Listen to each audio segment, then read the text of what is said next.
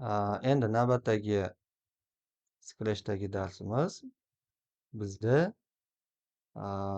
looks bo'limi, ya'ni tashqi ko'rinishlar degani. Imkon qadar buniyam tezroq tushuntirib berishga harakat qilaman. Savollar bo'lsa so'rab qoling. Hop, yangi loyiha ochiladi. Looks bo'limi. Bu looks degani tashqi ko'rinishlar degani. Ya'ni mana shu sprite'ni tashqi ko'rinishiga oid qandaydir funksiya yoki vazifa bajartirmoqchi bo'lsak, looks bo'limidan foydalanamiz. Ya'ni qanday vazifalar bajartirish? Misol uchun mana salom degan, ya'ni hello degan so'zni chiqarmoqchimiz. Yoki bo'lmasam razmerni kattaylashtirmoqchimiz, rangini o'zgartirmoqchimiz yoki ko'rinishini boshqacha turga o'tkazmoqchimiz.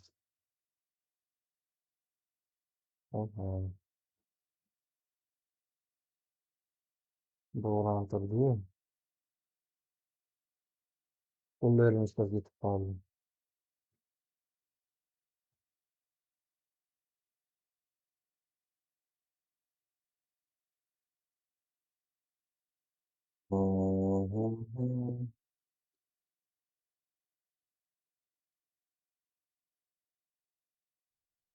To'xtaganda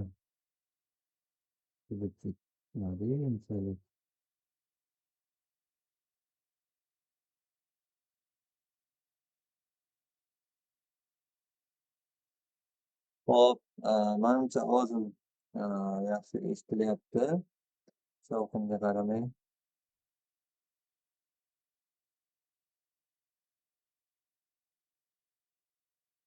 Aha, boshlayman. Say, birinchi kod blogi say, ya'ni aytmoq, gapirmoq.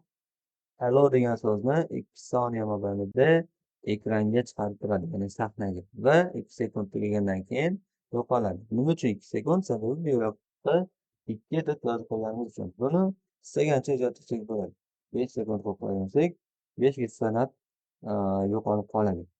1, 2, 3, 4, 5.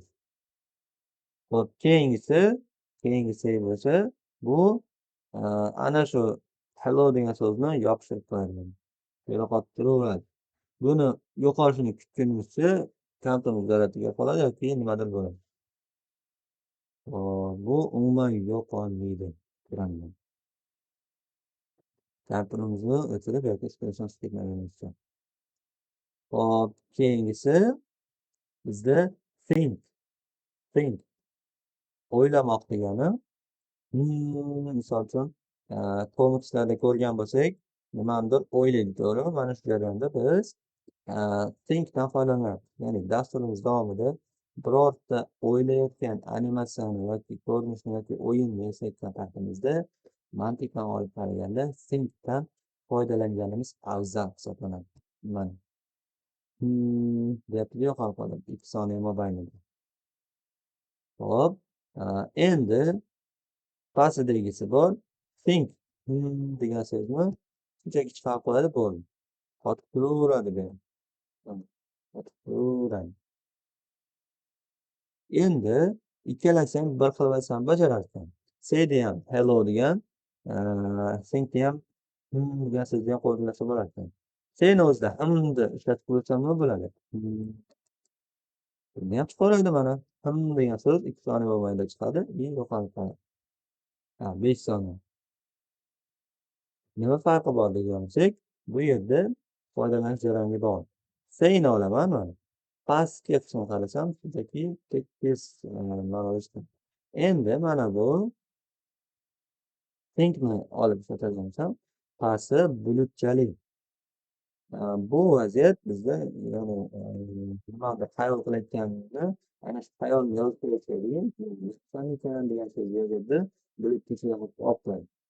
Farqi shunda xolos. Mantiqdan farqi qo'llanish jarayonida. Agar shunday o'ylab turgan yoki nimadir qilmoqchi bo'lib o'ylab turgan narsasi bo'lsa, thinkda yozib ketganimiz yaxshi. Endi shunchaki kundalik davomida gaplashayotgan yoki sherigi bilan yoki boshqa sprayt bilan gaplashtirmoqchi bo'lgan paytimizda, ya'ni qayerga borasan bugun? Nima qilyapsan? deb she'riga aytadigan bo'lsa, bu vaziyatda saydan foydalangan yaxshi. Xabarlar boshqa nimalar ham yo'q. Shu farqi shu. Sayda odatiy pasi chiqaveradi, thinkda bo'lsa mana pasi bo'lib chiqadi. Farqini ko'radigansizmi? Yuqori qismi dumaloqni ichi bir xil, lekin pastki qismi thinkda bo'libchalik.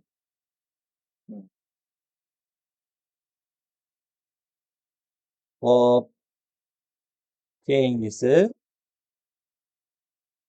savollar yo'qmi?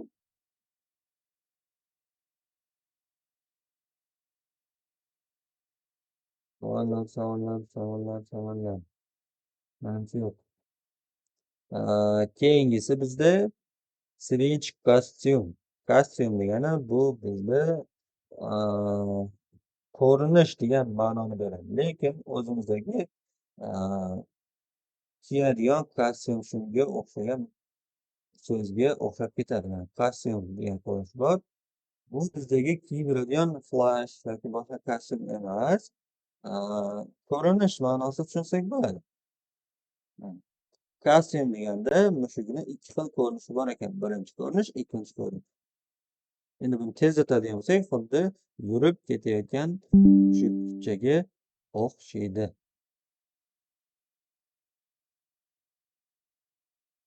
Hop.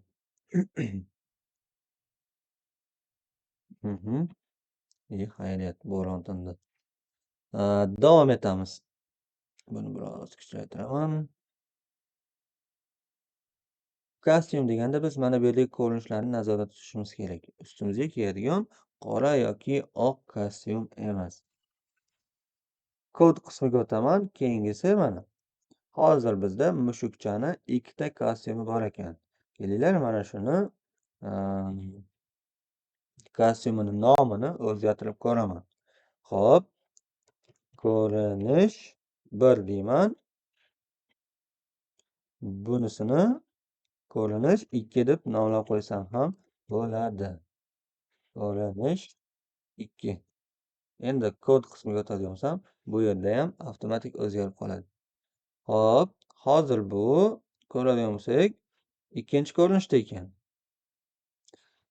Bu yerdan biz tanlab olsak bo'ladi. Birinchi ko'rinishga o'tsin deb bitib bossam, mana bu yerdan avtomatik o'zgaradi. Buni qanday tushunishimiz mumkin? Javonda kiyimlarimiz bo'ladigan bo'lsa, ana shu kiyimlarimiz ichidan qizil yoki ko'k rangligisini tanlab ol degan ma'noni beradi. Ya'ni switch kostyum tanla, birinchi ko'rinishni tanlab qo'yib qo'y degan. Har ustiga bossak, faqat mana shu ko'rinishni olib beraveradi. Endi navbatdagisi next costume.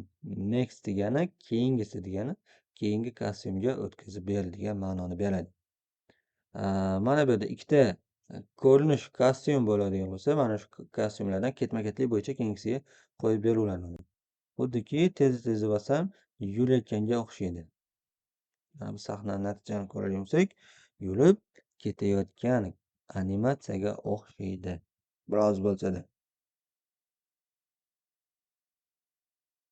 Bu tanlab o'tirmaydi. Endi switch kostyumda bo'lsa, aynan javonni ichidagi qora rangli flashimni kiymoqchiman degan ma'noda tushunsak bo'ladi. Tanlab oladi bittasini. Bunda bo'lsa farqi yo'q. Ketma-ketlik bo'yicha har bosganimizda keyingisini chiqarib beraveradi. Xo'p, keyin bizda orqa fon degan tushuncha bor. Orqa fon backdrop deyiladi. Mana bu stage degani kodimizning natijasi qayerda ko'rinyapti? Sahnada. Mana shu sahnamiz stage deb ataladi. Men bitta orqa fon qo'yishim kerak. Va yana boshqa orqa fon qo'yaman. O'rmon. Hop, qal'a. Bu yerdan orqa fonni ustiga bitta bossam, mana bu backdropga o'zgarib qoladi. Birinchi pustoyni olib tashlayman. Buni nomini sohil deb nomlayman. Pastidagini o'rmon deb nomlayman. Qasr, saroy deb nomlayman. Endi kod qismiga o'tib turib, keyingi ko'radiganimiz mana. Hop, switch backdrop degani bor. Switch backdrop, ya'ni switch, endi bundan buyog'i ko'radigan bo'lsak, switch degani tanlab olish degani. Bir nechta variant ichidan bittasini tanlab olish. Hozir bir nechta variant bizda orqa fon bo'ldi. Orqa fonni ichidan saroyda turibmiz. Shuning uchun saroy chiqib qoldi. Endi o'rmonni tanlaydigan bo'lsak va bitta bossak, o'rmonli manzaraga o'tib beradi. Bu jarayon qay vaziyatlarda ishlatiladi? Ya'ni aynan mana shu kod blok qayerlarda ishlatamiz degan bo'lsak, misol uchun birinchi zona, ikkinchi zona, uchinchi zona va hokazo bir nechta zonali, ya'ni yo'lli o'yin yasamoqchimiz. O'sha qiymat qanchadir olma terish bo'ladimi yoki 10 ta mashinadan o'tib ketish bo'ladimi yoki bir nechta raketani qulatish bo'ladimi? Mana shu qiymat 10 ta yoki bir necha qiymatga o'zimiz istagan qiymatga yetadigan bo'lsa, keyingi darajaga o't, ya'ni keyingi bosqichga o't degan ma'noda ishlasak bo'ladi. Aynan keyingi bosqichda biz o'zimiz tanlab qo'ysak bo'ladi. Qizil yo'lga o't, sariq yo'lga o't yoki bo'lmasa ahamiyati yo'q bo'lsa, next backdropdan ham foydalansak bo'ladi. Next backdrop bu orqa fonlar ketma-ketligi bo'yicha o'tkazib beriladi mana. O'rmon, undan keyin qasr, undan keyin sohil ketaveradi. Switch backdropdan unday emas. O'rmonni tanlab beradi. Bu yerda sohil tanlab olsam, sohilga o'tib beradi. Savollar. Savollar 1. Savollar 2. Savollar 3. Savol bo'lsa beringizlar. Nahotki bu bir narsadan dalolat berishi mumkin. Yoki hamma zo'r tushunyapti yoki hech kim hech narsani tushunmayapti. Shunchaki kirib qo'ygan xolos.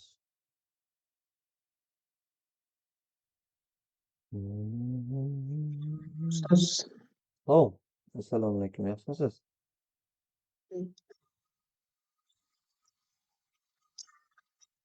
O'labey.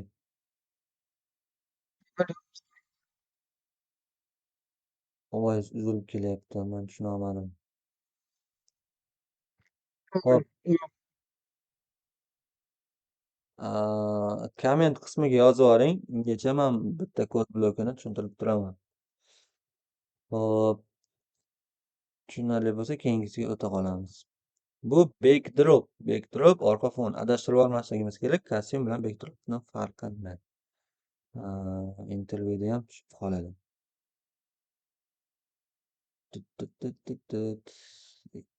SMS kelmadi. Ha, bo'ldi, tushunadi. Keyingisi bizda change size by va set size by. Agar oldingi kirganlar bo'lsa, motion bo'limida ham change bilan setning farqini tushuntirdim. Change bu x o'qi bo'ladimi yoki size by bo'ladimi? Ya'ni x o'qi bo'ladigan bo'lsa, x ni o'qi nechi bo'ladigan bo'lsa, uni qiymatiga mana bu yerda kiritilgan sonni qo'shib ketaveradi. Agar minus bo'lsa, ayirib ketaveradi. Hozir size, ya'ni mana bu o'lchamiga uni qo'shib ketaveradi. Razmeri ham kattalashib boryapti. Minus qilsak, ayirib ketaveradi. Siz bosaman, ayirib, kichrayib ketaveradi. Mana bu yerdan ham qiymat o'zgarib ketadi. Endi set bo'lsa, bir martaga sozlab beradi. Mana bu o'ta bitta bo'lib 5 gacha bordir. Maksimal darajada kichrayishi 5 ekan. Endi bundan yog'i kichraymaydi. Hamma sprayt 5 gacha kichrayadi degani emas. Hamma spraytda har xil. Tushunarli. Hamma spraytda har xil. Misolda ayiqda eng kichik qiymati 10 bo'lishi mumkin yoki 2 yoki 3 bo'lishi mumkin. Har xil. Endi set size'da mana bu size'ning qiymatini bu yerga necha qilsam, xuddi shu o'lchamga tenglashtirib qo'yadi. 100 qilsam, 100 o'lchamga tenglashtirib qo'yadi. Xo'p, keyingisi tezlashtiraveraman, sababi kompyuter zaryadi ham oz qolibdi. Xo'p, ha, 29% yetadi. Xudo xohlasa. Change, ya'ni change color effect deyapti. Rangini, mana bu mushukni rangini 25 ga o'zgartiryapti. Tasavvur qiling, bitta kraska banka bor. U bankani ichida yarim qiymatda oq rang joylashgan. Endi mana shu oq rangga boshqa rangdan bir tomchi, bir tomchi, bir tomchidan qo'shasiz, u oq rangni qiymati nima bo'lib ketadi? Boshqa ranglarga o'zgarib ketib qoladi. Endi mana shu 25 ni siz tomchi ma'noda tushunmasangiz ham bo'ladi. O'rganish uchun a, o'zini qiymatiga 25 tomchidan qaysidir rang qo'shilyapti. Rangi o'zgarib boryapti. Mana bu yerda 25 tomchi o'ta katta bo'lganligi uchun o'zgarish bittada bilinyapti. Mana birdan yashilga o'tib qolyapti, sariqqa o'tib qolyapti, qizilga o'tib qolyapti. Endi asta sekin o'tsin demoqchi bo'lsak, birdan o'zgartiramiz. Ko'radigan bo'lsak, biroz to'qlashyapti. Boshqa rangga o'tyapti. Уже ko'karishni boshladi. Mana. Change color degani shu, ya'ni rangini o'zgartirib beradi. Pastdagi bo'lsa set color, rangini effektini 0 qilib qo'yadigan bo'lsam, avvalgi dastlabki ko'rinishni keltirib beradi 0 bo'lganligi uchun. Endi bu yoqqa ana shu kraska bankanga nechta tomchi qo'shish kerak bo'lsa, 25 qo'shish kerakmi? Demak, 25 desam, 25 keltirib beradi bo'ldi. Faqat bir marta ishlagandek tuyuladi xolos.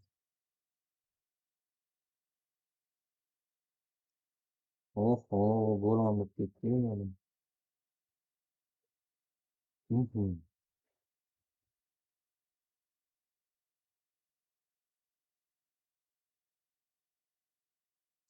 O, tindi.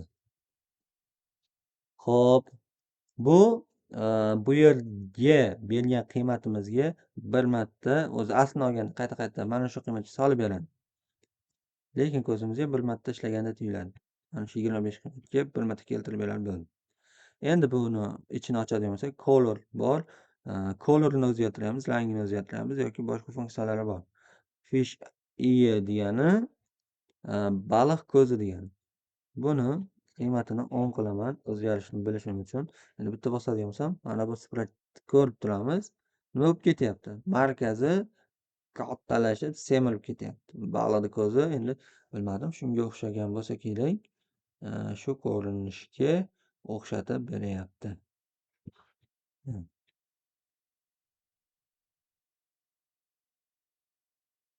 Aha.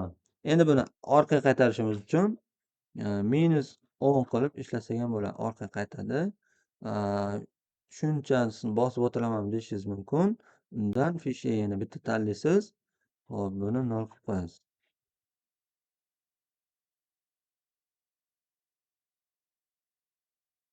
Hop. Ta'amiz borib turadi.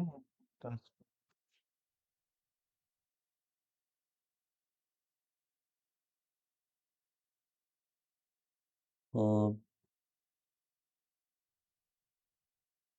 davom etamiz. Video ketdi, video. Qayerdamiz? Hop, zapravka qilmagan boshlayman. Buni ustiga bitta bosib qo'yadigan bo'lsam, set qilib, ya'ni effektlarni olib tashladigan ma'noda mana dastlabki ko'rinishga keltirib beradi. Yoki bu yerda 100 qiymatni qo'shib beradigan bo'lsam, bitta bossam shu o'lchamga kelib qoladi. Fish eye effekti. Hop, keyingisi. Fish eye tushundik. Willow. Willow bu nima qilib beradi? Hop, buni 0 qilaylik.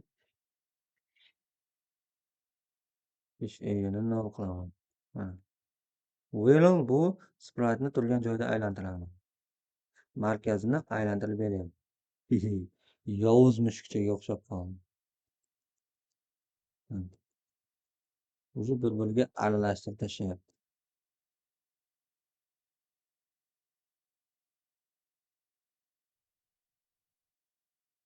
Hop.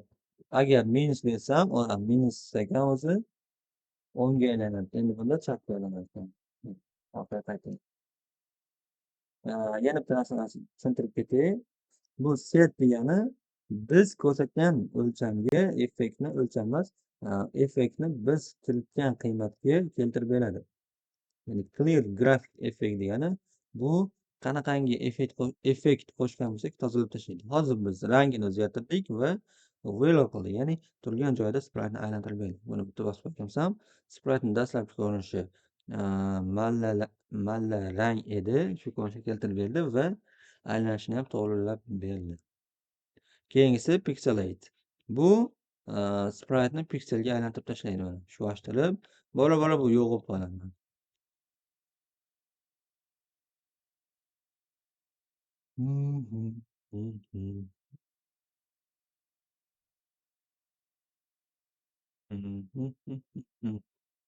Qani qanchacha bo'larkan?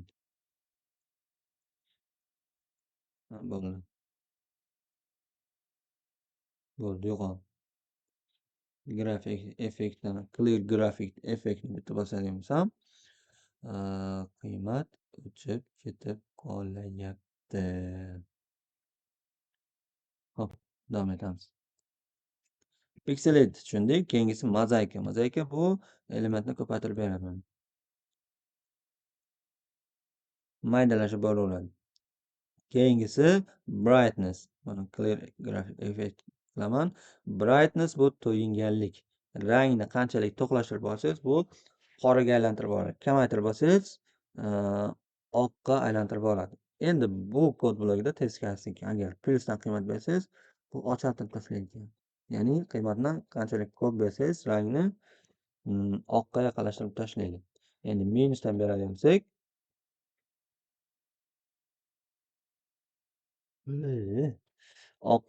qoraga aylantirib tashlaydi. Brightness bu to'yinganlik. Keyingisi ghost. Ghost bu arvoh degan ma'noni beradi. Ya'ni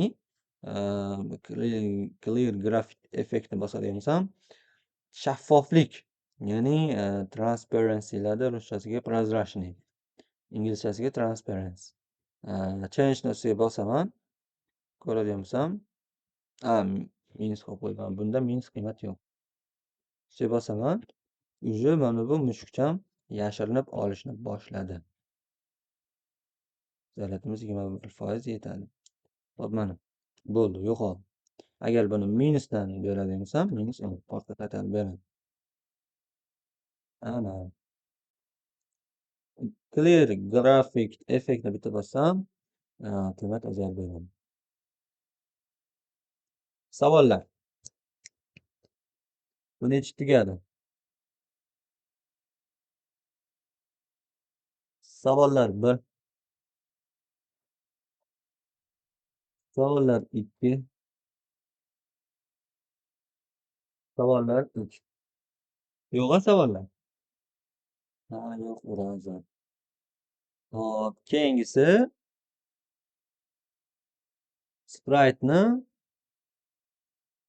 ko'rsatish, ya'ni show qilish, yashirish, hide qilish. Show degani ko'rsatish, hide degani berkinmoq degan ma'noni beradi, ya'ni yashirish. Mana bu yerdagi knopka degani.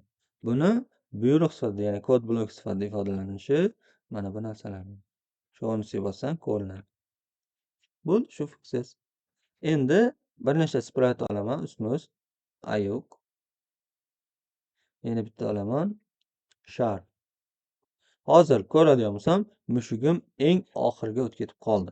Endi mana shuni ayiqdan oldiga, lekin sharni orqasiga o'tkazmoqchi bo'lsam, mana bu joydan go forward one layers degan so'zni bosaman. Ya'ni forward degani oldingi, layers degani qatlamlar degani bitta qatlam oldiga o'tkazib ber degan.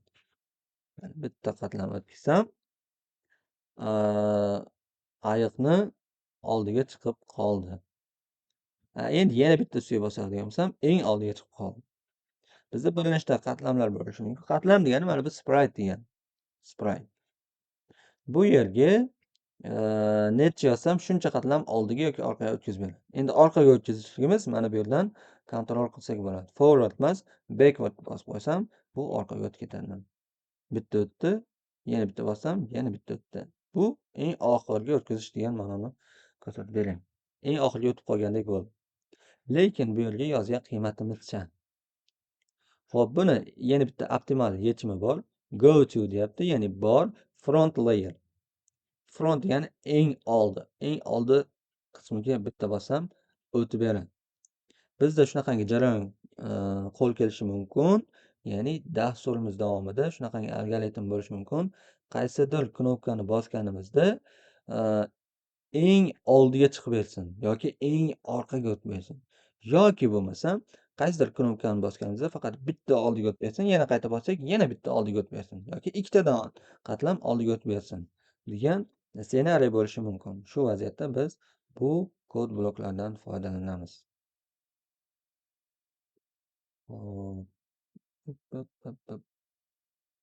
Keyingisi ko'radigan bo'lsak, shu qaydlar tushunarli. Olib tashlayman. Keyingisi bizda custom number o'z nomi bilan aytib turibdi, ko'rinishni raqami.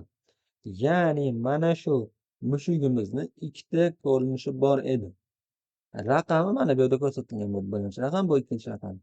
Endi mana bu yerga priskani qo'yishimiz orqali ana shu customni, yana qaysi customda turganini raqamni ko'rsak bo'ladi. Custom number. Endi C bosaman, name'ni bosib qo'ysam, nomini ko'rsam bo'ladi. Mana ko'rinish 2. Lekin bu yoqqa chiqarmayman.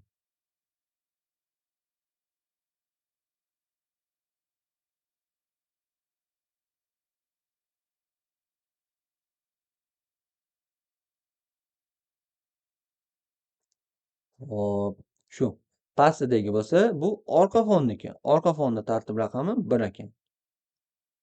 Endi bu yerda nomini tanlab qo'ysam, nomini chiqarib beradi. Sohil bo'yida turibmiz ekan.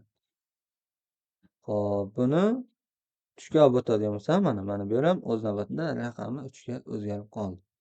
Endi buni ustiga bitta bossam, nomi saroy ekan. Castle. Xo'p, bu joyga bitta qo'yish orqali hop, numberni chiqarsak ham bo'lar ekan. Ha, demak bu yerni bitta o'zgartirib qo'yish kerak ekan. Hop, bitta o'chirib qo'yib olsak, nomini ham chiqarib beraverar ekan. Tushunarli. Nom emas, numberni chiqarmoqchiman. Bitta qo'ysam, mana vektorli number bu. Bu joy orqali, mana size orqali sprite'imizni o'lchamini ko'rib olsak ham bo'lar ekan. Hop. Manda ikkita kod bloki qolib ketibdi. Change size. Yo'q, buni tushuntirdim aytgandek. O'lchamini ko'rsatib beradi. Savollar. Shu bilan kostyum bo'limi tugadi. Qaytib kelmaymiz. Savollar. Savollar. Savollar. Aniq savollar yo'qmi? Xo'p.